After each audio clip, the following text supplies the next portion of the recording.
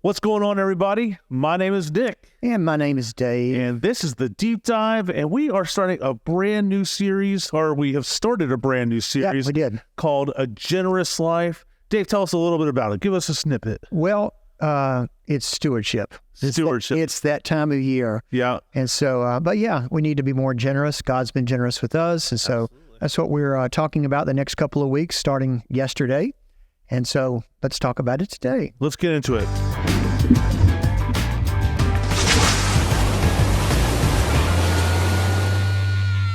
Well, Dave, before we jump straight into the sermon and all that, you look outside, you see the nice fall colors popping up. Beautiful. It is. We are peak fall time, and I'm really excited. We got the trunk or treat coming up here in the life of the church this week. The trunk or treat will actually be on Wednesday if this comes out on Wednesday. Sometimes it comes out on Thursday, but yeah, it's here.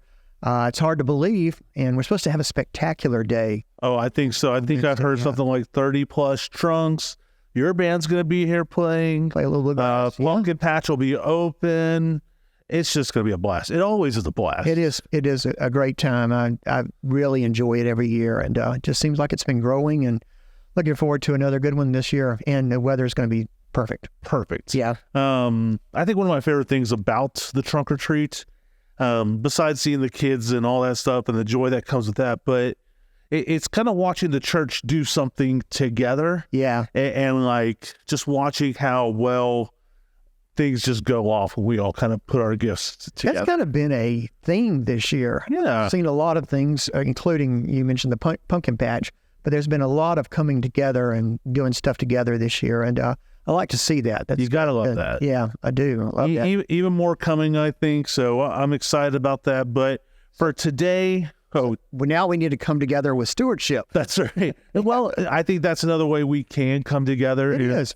As we've started this Generous Life series, Dave, kind of give us some lowdown on what you talked about, and we'll hit some high points. Well, the drama was a perfect lead-in to the drama, and if you haven't watched it yet, you should go and see it because it's really funny and very fantastic, and I think kind of disarmed a little people because it had a group of folks they're sitting on the church pew, and one group has come in late, and they're looking to see what the preacher is going to be preaching on, and going, oh no, it's that Sunday, it's that time of year.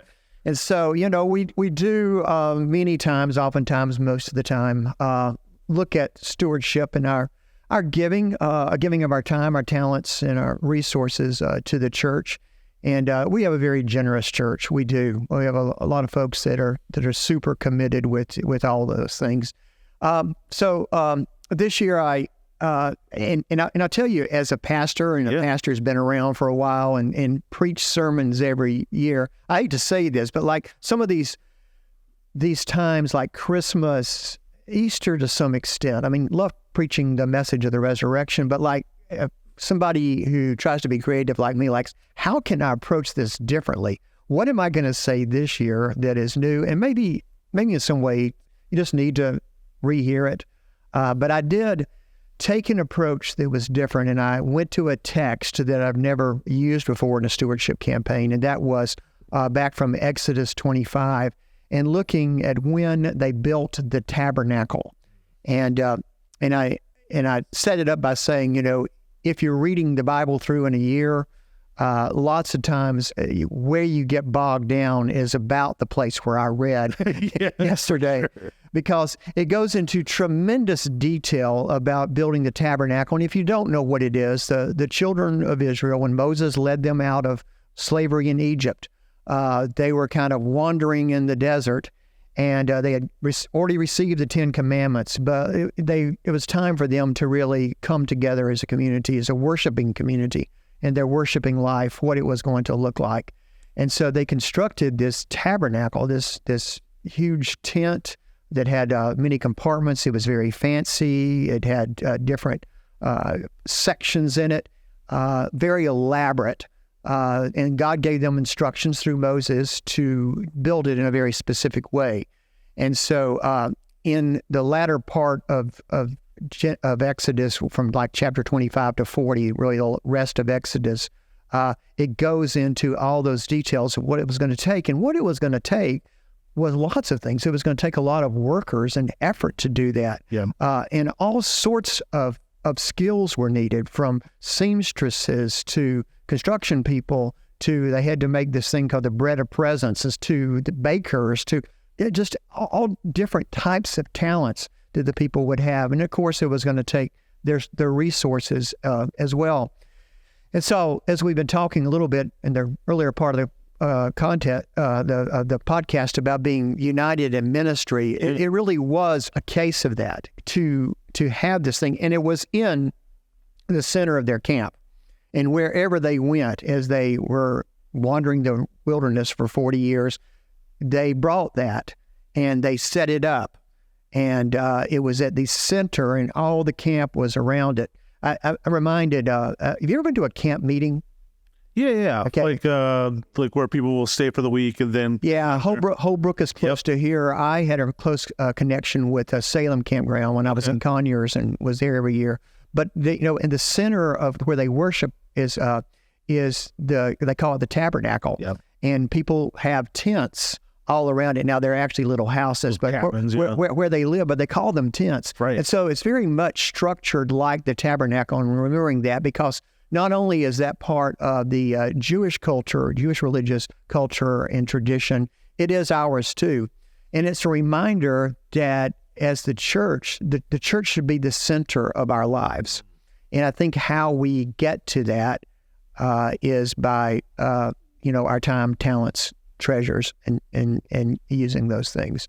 And so that's where how I kind of set up the sermon. But then I moved into the part that's very familiar, and it's how we serve God using our time, our talent, and our resources, our money, because it takes all of those things to be a church.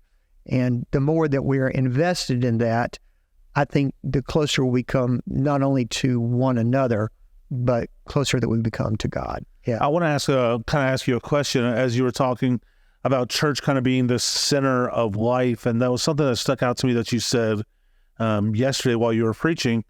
Do you feel that kind of, at least maybe in the Western culture or in our context here in America, that we are getting closer to that or further away from that? I think definitely there has been a trend away from that. Yeah. I think that it's been happening for a long time. I think COVID sped up those processes, but I think there's a lot of distractions. Yeah. We're a part of or something, or we're trying to be a part of something called Fresh Expressions. Right. And one of the things that I've learned in the training through Fresh Expressions was this phrase, third spaces. Those third spaces. And it used to be that, we had kind of three spaces. We had our home space where we lived. Right. We had our workspace where we worked. And then that third space, that third most important space for people, was the church and the activity that was there. And I just think in modern life, those spaces have gone to other places.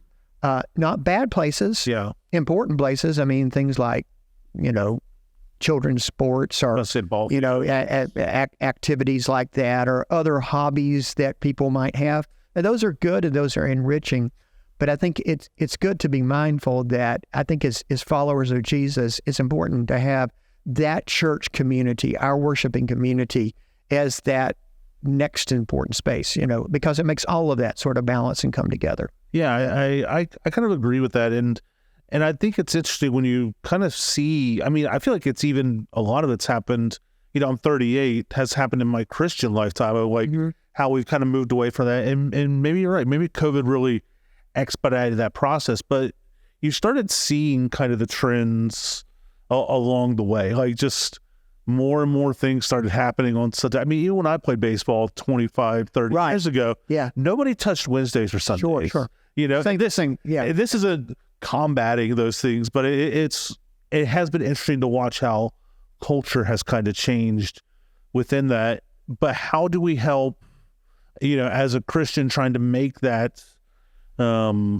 make church a priority? I feel like sometimes it kind of feels like an uphill battle because you're fighting with the other things that you feel like you have to be a part of, like the sports, like the extracurriculars, like the, sometimes to make things happen. Well, I am old-fashioned enough that, I do like to think that people reserve Sundays. Yeah. But I have come to the place where I don't think it all has to happen on the church property. Yeah. And so I think part of our mission is to go to where people are. Sure. And so I think that's part of what Fresh Expressions drives us to is that if we're going to reach people, is to get out into the community where people are actually gathering. And I also don't think it has to happen on Sundays. I mean, we have people that work on Sundays, and there are other things, but I don't want to diminish and sort of give up on the idea of the gathered people on to worship on wherever it was, if it's on a Sunday or a Saturday night, to find that place. But really, what the life was, going back to the Exodus example, I mean, that really kind of defined their life. And there wasn't like Sunday worship then. They had Sabbath that they kept holy. And so I think, but what it was, being the center, was it reminded them of their need for God. Things that happened there, it wasn't like church that we have there. I mean, the tabernacle was, they didn't go down and sing hymns and stuff. That's where the priests were, and the priests did their priestly functions that also, very much involved the forgiveness of their sins, to bringing sacrifices and that sort of things. The Ten Commandments, the Ark of the Covenant, all of that was there in that. And so that was the center of their life, centering their life around their faith. And I do think, I don't want to become legalistic in saying, it has to be done in a certain way, but it has to be done. and I think maybe through this stewardship time, we can remind ourselves of putting Christ as center, to putting church as center, and where we spend our time, where we invest our talents, and where we give our resources, I think increases the value of that for us if we are invested in it. And that's why I think this is such a critical topic that we have to deal with. I know some people think of like it being that, it's that Sunday. But honestly, we have so much competing for every one of our resources, time, money, all that stuff, and how to center that and focus that back in on a loving God, a God who has given us a lot. I was talking to even my conference yesterday, and we were talking about like relationships, and I asked us, like, how many of you have ever thanked God for like your good friends? Yeah. And they're all like, what? I was like, good friends are gifts from God. You know what I mean? Like, but taking all that and understanding that God has blessed us, now how can we return and bless generously? Yeah. I think also, and as I say, I'm careful because there are so many here that are so faithful. Sure. And so I don't want to come up as saying like we don't do this. Yeah. But I do want to say that I think part of what we run up against in these times, and it's been an increasing trend, is sort of a consumer culture. And so what's in it for me? And what am I going to get out of it? Sure. Not what am I going to give into it.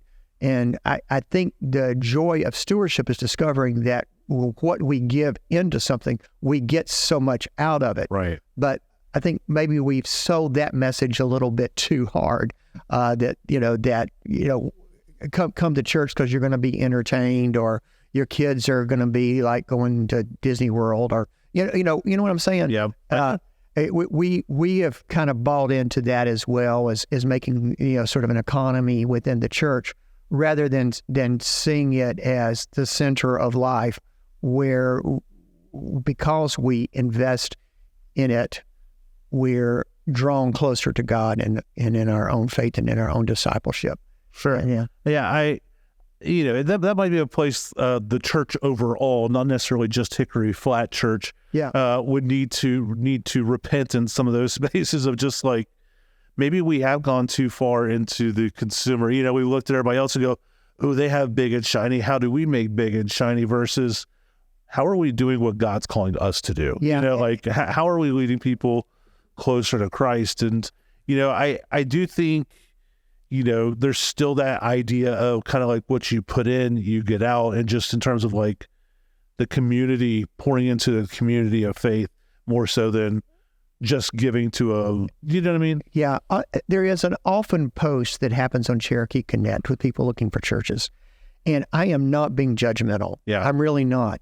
I'm not. And I get it. I get sometimes when they're asking for things.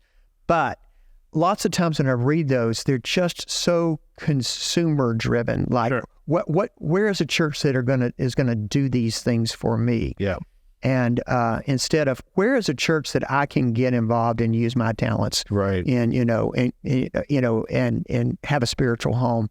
And so I truly don't think that those are committed believers. They're meaning it exactly the way it's coming across in those posts. Yeah. But you've read them before, right? Oh, absolutely. Yeah. And I do, I do think there's a balance to it of like, yes, you want to go to a church that, like has an exciting children's. If I were church shopping, I would say, okay, I need to find a place that's not just good for me, but it's good for my kids. So what are my kids looking for? Right. You know what I mean? Like trying to find those balances of like, well, I want to make sure there's something there that I could get connected to if I want to get connected to. So I get it from certain perspectives, but sometimes you read it and it's like, yeah, I want an amazing band with a dynamic youth leader that's taking them to Nicaragua or what, you know what I mean? It's like, that's a lot of like, I'm not sure if we check any church checks all those boxes, you know what I mean? Yeah. But I get what you're saying. There's a balance of that. There is. I mean, and I agree, and I understand as well, but just actually the language you use, and I'm not busting your chops, but you said church shopping. Yeah. It's just like car shopping or something. Well, that's what they would say. Yeah. Yeah. I mean, that's kind of where we are as a culture. Right. Like where is God leading me to be involved so that I can grow spiritually. Exactly. And share my gifts and share them out with the world. Not, I want a church that believes a certain way, that has a certain kind of music, that has an awesome children's ministry and youth ministry. Mm-hmm. And, don't really want to have to give too much. Right. They're not always asking for money. Yeah. And so, that's, we in the church who have been on church staffs for a while can get kind of jaded by those attitudes. I do get it. I do understand. But I think that the teaching of stewardship is going to lead us in a different place away from that if we truly understand what it means, to give and to serve God.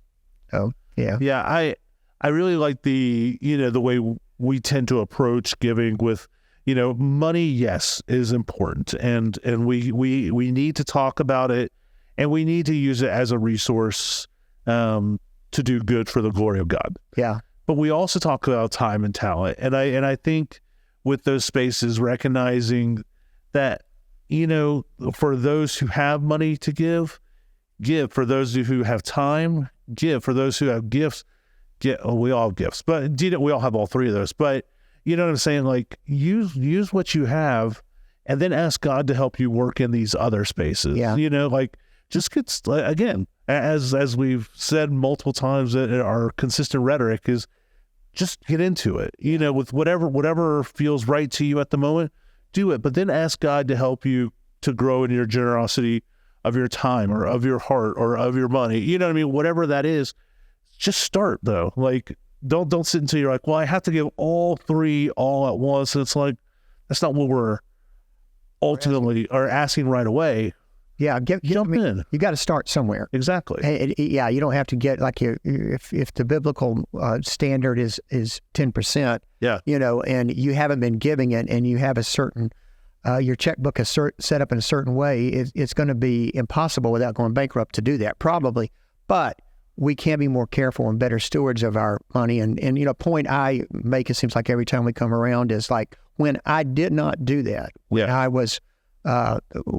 I had this sort of scarcity mentality about our budget, we were always struggling. Mm-hmm. It seems like when I got that house in order with what I was giving to God, that the rest of my life seemed to get in order, particularly, financially.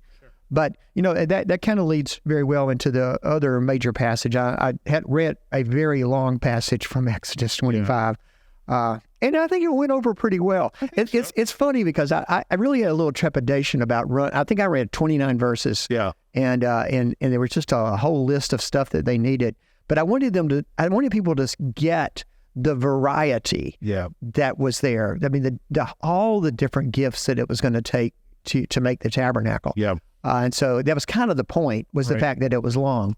But the other major passage I looked at was a parable, not from Exodus 25, where the firstborn, but it's actually from Matthew 25. Right. And there Jesus is teaching, and he talks about talents and giving, he tells this parable about a man going on a journey and giving some people that work for him varying degrees of talents, either 5 talents, 3 talents, or 1 talent. And so the talent was a measure of money there, and a pretty significant amount. I think in today's terms, is the best I can find. And a lot of different resources that I look at will say different amounts of money. Sure. But the best I could find, seeming most consistent, was like $28,000 to $30,000 in today's terms. So it'd be like somebody, if somebody gave you 5 talents, it's $150,000. Yeah. And so the guy that was given 5 talents, invests it, takes it out, uses those talents that he got, and is able to give, 5, come back and give 5 more in the end. And the guy that got 2 was able to do 2, and the one who had 1 was worried about that. And so he just went out and buried his in the yard. And so when he came back, he said, look, here's the money you gave to me. I'm giving it back to you. It's all here. Count it. Yeah. So I'm like, you foolish. He actually calls him wicked. It's like, you could at least put it in the bank and got a little interest. You just buried it. You didn't do anything with it. And so it's a pretty harsh message that Jesus gives in that, because he takes the 1 talent from the guy that didn't invest it, and he gives it to the guy that had 5, that had all this stuff. And, we could go all sorts of different sideways places with that. But I think the point is to move away from the scarcity mentality. Yeah. That God is going to provide us what he said, that he gave each according to, their means. So,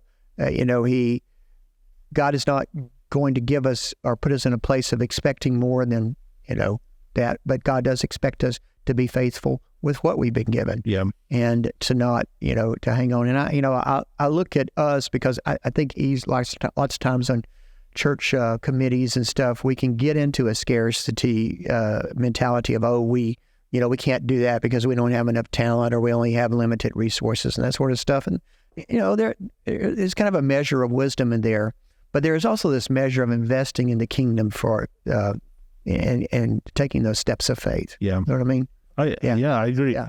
And I think as we sit there, sometimes we look at the resource, whatever it is, people, time, talents, or money, and we kind of just say like, man, this feels like we don't have enough to do everything.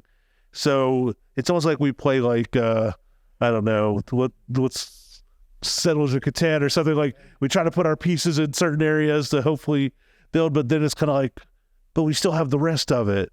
And I don't know. I just feel... Well, I think we do, sometimes we limit ourselves by saying we don't have the money and we don't have the people or whatever, and we don't even try. Right. We'll make no attempt at all.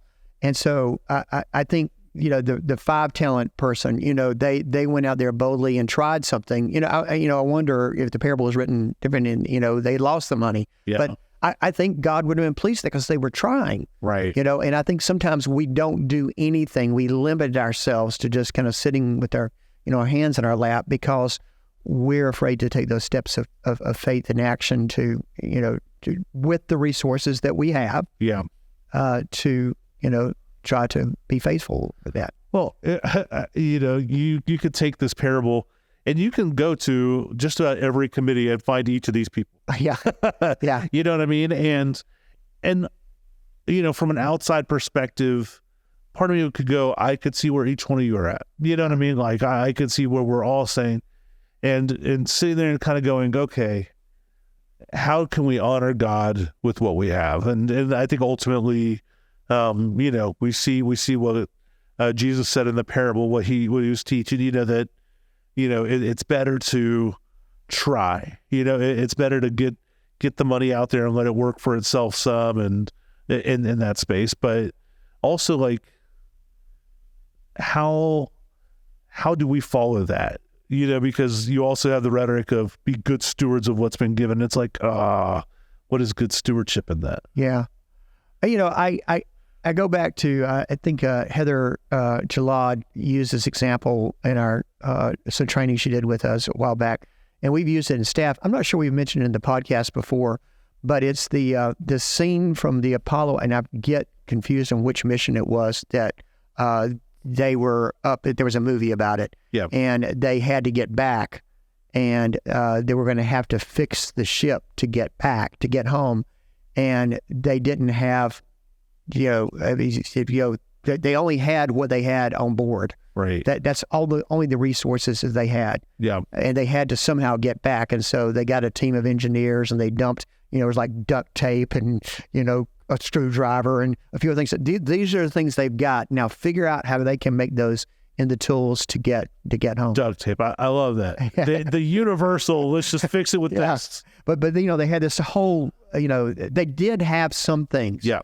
They might not have had, the resources that they thought that they needed, but they did have some things, and they were able, of course, to get them home. And so I think, when we look around us, we may think, well, we don't have certain resources, both as a church or maybe in a committee somewhere, or sitting at home as Christian individual and saying, well, I don't have those talents, or I don't have those resources, but I don't have that time. I mean, a lot of folks, particularly young families, I mean, their time is like little, mm-hmm. but they do have something. Yes. They do something. And I do think that God can get in there and do God's work and bring it home, Well, yeah. I agree. And something I would encourage, if you do feel like there's nothing of anything, that kind of feeling of like, well, I don't have time, I don't have money, I don't have this. Take an accounting, like really sit down with your schedule and look at what times you do have. Really sit down with your money and create yourself a budget, because I would dare say if yours ended up like mine, because I feel like I've been there, that once you kind of sit down and you can really map out what goes where, you kind of do see some more freedom in things like a budget, or even your schedule's like, oh, I actually do have this 4 or 5 hour block of time here, or, oh, I do have a couple $100 here or there that's not being used, that maybe I'm, spending on this, that, or the other side. Do you know what I mean? Like, I look at my 92-year-old mother-in-law who lives with us. Yeah. Okay. So a lot of people might say, well, I'm too old. I can't do all that stuff. Y'all are always doing these outside things, and I can't go to the pumpkin destruction. Or, sure. I look at her in her commitment to the church, yeah. And so first of all, just the way that she is in worship, I don't know how many people have been inspired just by the enthusiasm she has in worship. If everybody loved the church like my mother-in-law, we'd be in good shape. But, she came here, she had where we came from, she had, a set of friends and stuff, but she came here and got involved in what she could, got involved. One was knit and stitch. She never had done any of that stuff, but she sits there, and, sits on the couch when TV's going, and she makes those little caps for babies and for the homeless and that sort of stuff. Yeah. And, and she's a real encouragement to me, but I know she's a real encouragement to others. And so what I'm saying is, whatever age or stage you are, I know a lot of people as they get older say, well, I've done my time, and because they're not able to do sort of maybe some of the more active things than they were, but they can still do things. They can still pray. 100%. They still, have some time that they can give in some way. And, I've got there's a lady from a former church, and she's a letter writer. Who writes letters anymore? Yeah. I love getting those letters. Yeah. About once a month, I'll get a letter from her. That's awesome. And, it's just something real simple, but just to know that you're being thought of. There's ways that we can give back into the community that we haven't even thought of. And then, of course, there are other people that maybe there's some major way and just they haven't got to that point of of really seeing the need to. And I hope through this next sermon to show that we do get back. It shouldn't be our motivation, but it's more blessed to give than to receive. Sure. And when we give, we are blessed. Yeah. Just one little report I read last week. I didn't show up in a sermon and probably won't show up this week because it's not a great sermon illustration. But I thought it was a good point that we could talk about the podcast. Is there was a study done, and it was people with the time they had, the limited time, and one of the things was for people to spend some time writing letters to sick kids. I think there were cancer kids in some hospital or something like that. So they, with the limited time they had, there was one group that wrote those letters and the other group didn't. And but the group, when they were surveyed at the end point, I may not making the point of the study very very well articulate, but it was that the people who didn't do it felt like they were wasting their time, and the people that did do it felt like that they were not wasting their time, that right. they were investing their time. So I don't know if that makes any sense or not, but I thought it was an interesting study. Yeah, I mean, those people who kind of filled their space and their time actually felt like there was more benefit in the time that they gave versus people who didn't use the time. Kind of. I think so, and I think that those of us who are leaders in the church, like you and me, I think we do need to make sure that we're not wasting people's time. Sure, because I know so many people that have been asked to serve in certain ministry or whatever, and have found it a waste of time, and sometimes they have a point. Yeah. And so I think that's part of the leadership to make sure that what we're doing, what we're investing in, with whether it's money, resources, time, that it is leading us towards our mission and vision. For sure. Well, Dave, this has been awesome. We are about the time that we shoot for. And I think as we move forward, I would encourage everyone just to kind of take an accounting of what you do have. Yeah. And figure out the best ways to give from within your time, your talents, your gifts, and because there is blessing that happens. And we'll probably get more into that. But Dave, is there anything you have to add here at the end? I think that's good for today. Right. We'll do some more next week. All right. Well, thank you guys so much for watching. You know where to find us in the comments section, all that. If you have any questions, concerns, or if there's anything that you'd like to add to our conversation, we'd love to hear it. You can do it on the Facebook. You could do it on the YouTube, all that space. You can do it. And without further ado, thank you guys so much for watching. We'll catch you next time. Yeah, God bless everybody.